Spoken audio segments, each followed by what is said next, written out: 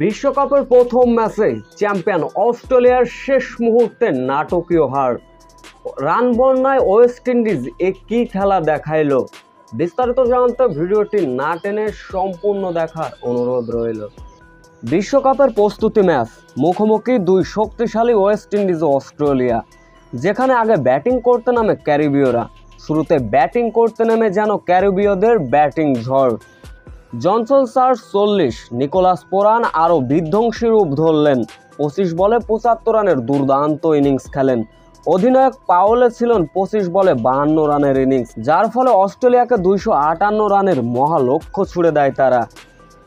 বড় লক্ষ্য তাড়া করতে নেমেই শুরুতে ডেভিড ওয়ার্নার 11-45 রানে জুটি গড়লেন। তবে ডেভিড ওয়ার্নার 15 ও 28 রানে সাজঘরে ফিরলেন। অধিনায়ক মার্শও সেভাবে সুবিধা করতে পারলেন না, ফিরলেন 4 রানে। এমন ব্যাটিং বিপর্যয়ে নেগাল রীতিমতো ব্যাটিং তাণ্ডব চালালেন। মাত্র 25 বলে 50 তুলে নেন ইংলিশ, কিন্তু ইনিংসটা বড় করতে পারলেন না। ব্যক্তিগত 55 রানে সাজঘরে ফিরলেন। পরের ওভারেই ফিরলেন টিম ডেভিড। এরপরেই যেন ছিল অস্ট্রেলিয়ার অধঃপতনের গল্প। তারপরেও অস্ট্রেলিয়া 15 ওভারে 6 উইকেট হারিয়ে 170 রান পার করে ফেলে। সেইখান থেকে জয়ের স্বপ্ন দেখাচ্ছিলেন অস্ট্রেলিয়ার লো অর্ডার ব্যাটার নাথান। রীতিমতো চালিয়েছিলেন ব্যাটিং তাণ্ডব, যার ফলে 18 ওভারে 200 রান পার করে ফেলে অস্ট্রেলিয়া।